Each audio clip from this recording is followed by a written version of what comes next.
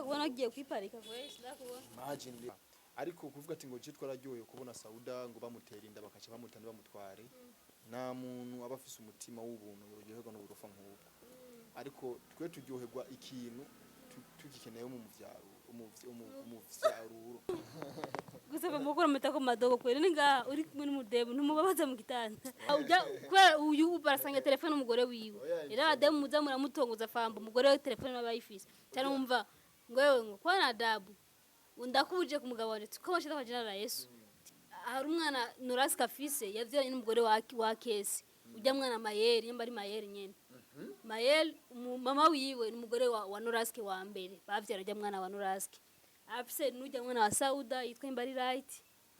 donc bafise bana batatu kwa kuba batandukanye ngo rero ujya mu Kevin se wiwe wa Kesi acamubwira ngo umukobwa uteye inda uwa kane kwa ngo se wa Kesi ngo ni pasteur ngo ni pasteur se wa Kesi dan ngo ni pasteur akomeye cyane mu rushengero ngo rero ngo acamubwira ati ngo narambiwe n'ubushura n'ubusambanyi bwawe ubushirashuzi bwawe utagize mariage dushida kuvuma ngo akese maze kumva iryo iryo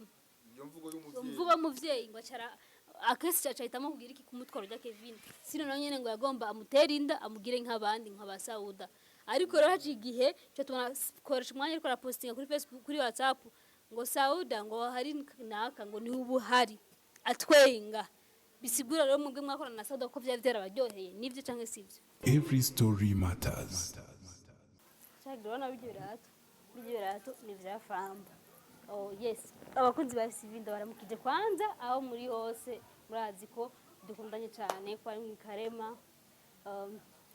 Imana ibane namwe kuba bimirije mwezi Ramazani Imana na mwebwe ibane namwe mwezi Ramazani kama mwezi Ramazani mwezi Ramazani karimu nyambari karimu nyene sinzi nanje mwezi Ramazani tanguye cyane twara kumanzo ndambara madira muza murabibona rero naje kuraba Famba naje kuraba Famba mugabo naramubaje ko hari dukenye baza umuntu ati vipi uko nyumbani yego ndikugira sinagiye muri tournage sasa nihari naje kugira tuyage none wumva mwarabonye ko yasinye contrat mwabonye ko yasinye contrat nyimba ari muri televiziyo yahise bari kumwe na manager wiwe kundaba nabi Famba fresh uko bien sasa usigamba ikandambiza zaize nkuko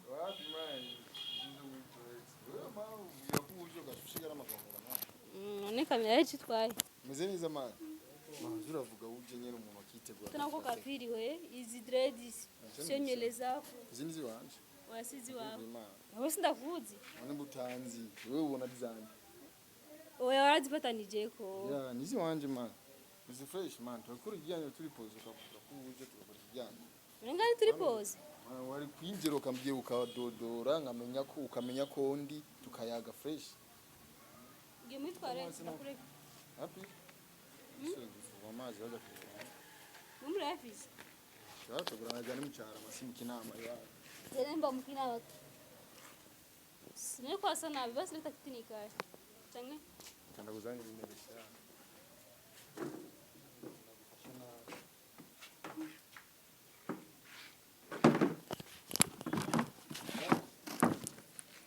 Tawichara herero wewe. Je. Nizane zibimuga. Sogeza sama po.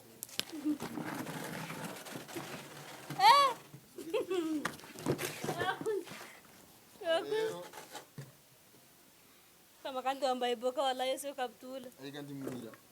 Ndiko nyumbani na bitu vya kuchona. Kwa bora ni gusa bamukora mutako madogo kwere ninga uri kumwe n'umudemu ntumubabaza mu gitanda wapi je yumba magufa gusa objectif ni ukubikora na je ibintu by'amagufa ce n'est pas bon none kuri imisi fresh man twabura je ndanda man gahora bari mwiza man shoka mzuri kwe au ushapata kijaspora hapana wo mundangira twarabonye ko wasinye contrat muri televiziyo nshasha mbwi kibazo gihari wasinye contrat twari hayaci imisi tubona mwasanye kigongo na Amisi wasuye mu ihuriro TV mugabo tubona kandi ngo kontra televiziyo runaka nambe televiziyo yitwa yambaye n'umupira Max Shadow Max Shadow TV kandi waze uri press conference yanje wasinaje none naragutumye urusiri ko nagutumye wani wanumi ndakwereke na message umbwira ati ngo nzoza yemerekanye ko message nayo fisi wambaye boka vrema Yesu kandi wana gisusu fise Famba unangidi kabisa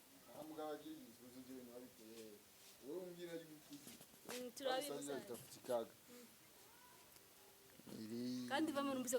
asigabana n'umugore ujye umukobwa bakinana muri mwihurire bakinana umunyarugombo nani Brinera ngo n'umugore wiwe ngo barabana ujye se umugore wanje ntubana oya banza kwanza unyishure kwanza none ijya oya mbiriza yakuncanga wasinye kontra muri gusa uby'umugore turahashika yego Max Shadow TV kandi hari igihe mvuga yuko twasubiranye na Amisi bivuga yuko kandi twarabonye na Amisi yaraje na Jojo ijya njewe nari maze imisi nasubiye mu ihuriro maze usubira mu ihuriro cyarazi deal igira igiti Vito Max Shadow TV ndaribere brand ambassador wacu bakora ibi bakora ibintu bya media nyene nkuko ibintu by'amajournalisme comedy donc uri CEO ndi nani brand ambassador jeje kuyamamaza but so nyichinda mu ihuro direct ebana nta nukwezi kwahize nca nongiridi siri gusa ari nande madiri menshi maze kuronka kandi ndashima Imana vuba nzobabwira ande masezerano ngiye gusinya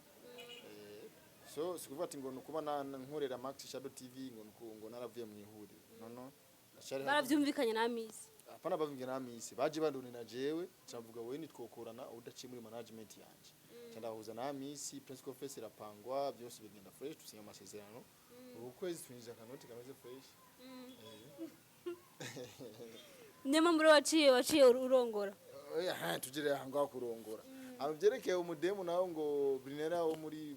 ihuriro nyene ngo kubana ngira okay nagucire Brinere ari muri ihuriro canke turi kumwe mu vacataire vacataire ndo bitugana donc kujya mu ntaza atari abita mu bita vacataire abariko ravakata nyene ofete urumva nujya muntu aza gukina mugabo atari muri team donc nahuza aho hantu rero umuntu aje gukina atari muri team bita vacataire yego basi mvuga kukwishura mbona uko urabikwepa ujya ari mu ihuriro teshe kandi tubana ndibana nje nyene utavyizeye ngira mu nzu haruguye ukabona ikimenyesho cerekana yuko haba umukobwa nuko nawe ndi matera nayibonye reka sawa winjira ukamere nabonye ijya matera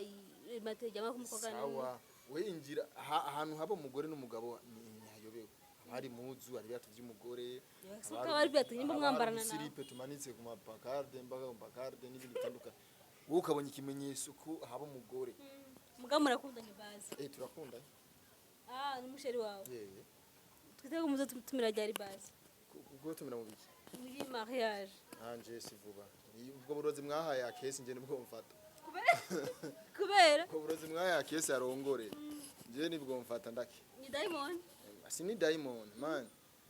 nje ndacara umujene ndacafise umwanya wo gupakasa man kora ukuboko kubera kudusha niko murefu ndacafise umwanya wo kurondera malare shifata abagore shire mu nzu urazi dépense zero bagore ubwo burozi rero mwahaye mukundanye kugira ntuzo mutware mukundanye kugira uzura mupompora urazi abantu bakundanye nabo kugeza ubutaza aho baherereye kandi mwari mufise indoto yo kuzorushinga ariko ni isiyo nje ndisiri yuko yo kugeza muri iyo myaka umaze kundana n'abahungu bagera kuri 5 kuduka abo ni bakembuye je mpamvu nende wajuje ko na ufite turi mardi namwandike Sunday kwa Mungu ndamwandikiye vipi Famba umeze neza umva umwanyishe n'urutusi vraiment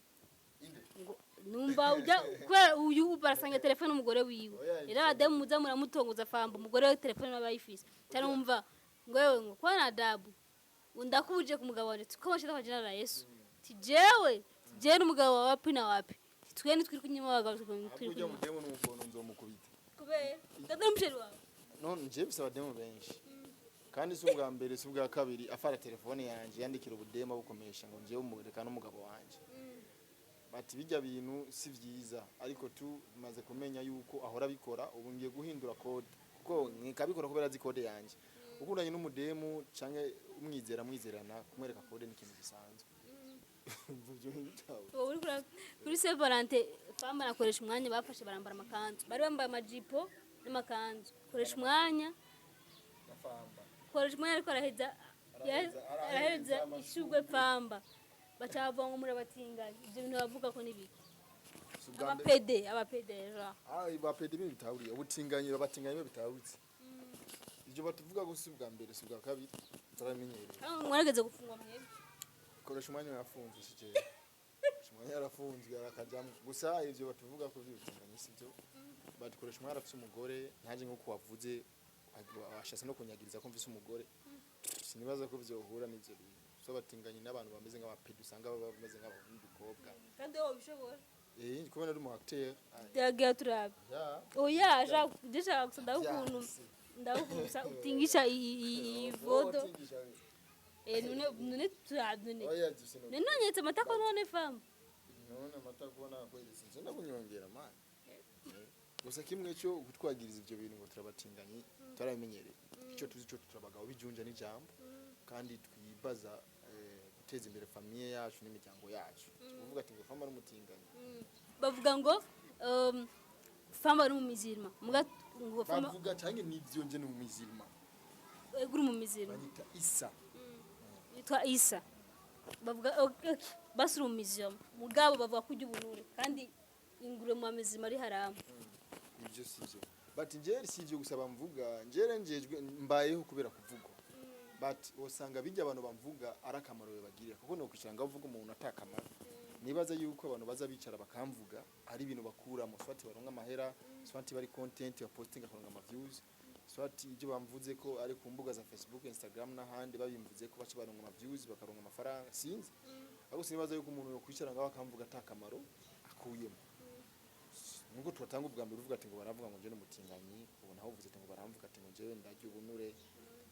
uzokumva kandi bavuga ati Famba ni umaraya uzokumva kandi bavuga Famba ndakubona agiye kwiparika kwese ndakubona imagine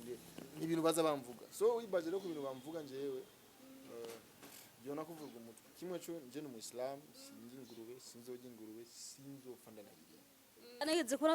nta n'indwi zibiri ziheze wapostinze uri mu kabari na Brinette mwari ku mutwenzi nimba wambonye na postinze ndi ku mutwenzi wari kumwe na Brinette nimba wambonye suba kandi ukibona haize umwaka ndusubira kandi twabona muri kumwe mu mwaka uzosubira kandi kumona muri gereza nk'umutwenzi haize umwaka ndokisina kuwaga igihe hagira igihe akese terinda Sauda baguma bavuga ko ja wewe wamwinjiza idini ya kese kugira bacagira ubukwe ariko haciye igihe gitoya cyo tubona bivuga ko akese aterinda umukobwa ujya babana ujya Kevin niko twaje tuvyumva jana uko twaje twumva mbarose tumva ngo akese aterinda bica bivugwa ko ja je mu YouTuber ufite mu YouTuber avuga inkuru yose ko yayumvise kugira ngo kwinyishwa haba ego sike wi cyando nkinyi bumva kubera ngo akese afise abana afise ngo witwa Darling ku mukobwa ntawonzi Darling afise n'undi witwa Mayere ngo bavanga mu mutama mugasinzi aba umva ndikumva ni inkuru ndiko ndumva yavyaranye n'umugore wa Noraski akese yarasangiye umugore na Noraski hari umwana Noraski afise yavyaranye n'umugore wa Kesi ujya mwana Mayere yamba ari Mayere nyene Mayel mama wiwe n'umugore wa Noraski wa mbere bavyara ujya mwana wa Noraski afise n'ujya mwana wa Sauda yitwa Imbari Right donc bafise bana batatu kwa kuba batandukanye ngo rero ujya mu Kevin se wiwe wa Kesi acamubwira ngo umukobwa uteye inda uwa kane kwa ngo se wa Kesi ngo ni pasteur ngo ni pasteur se wa Kesi dan ngo ni pasteur akomeye cyane mu rushengero ngo rero ngo acamubwira ati ngo narambiwe n'ubushura n'ubusambanyi bwawe ubushirashuzi bwawe utagize mariage dushida kuvuma ngo akese maze kumva iryo ragi iryo mvugo y'umuvyeyi ngo acara akese cyacahitamo kugira iki kumutwara rya Kevin sino nanyene ngo yagomba amutera inda amugire nk'abandi nk'aba Sauda ariko rero haci igihe cyo tubona koresha umwanya ariko arapostinga kuri Facebook kuri WhatsApp ngo Sauda ngo hari naka ngo ni ubuhari atwenga bisigura rero mwebwe mwakorana na Sauda ko byari byarabaryoheye nivyo canke sivyo ariko kuvuga ati ngo citwa raryoheye kubona Sauda ngo bamutera inda bakaca bamutanda bamutware nta muntu aba afise umutima w'ubuntu yoryoherwa n'uburofa nk'ubwo ariko twe turyoherwa ikintu tugikeneye mu muvyaruro umva vejanuze umva Sauda camufata na kesi mu nzu n'undi mukobwa noneho mutamubwira Sauda ko mubwira nje sinomuhanura ibintu nk'ivyo umuntu akuze arazi ivyo arimo